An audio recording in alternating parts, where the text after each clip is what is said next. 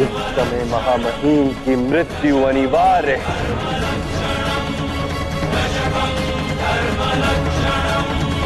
नहीं माधव, मुझे एक अवसर दीजिए। मैं अपने सारे मोह का त्याग करके किसी भी स्थिति में पितामह को परास्त करूंगा।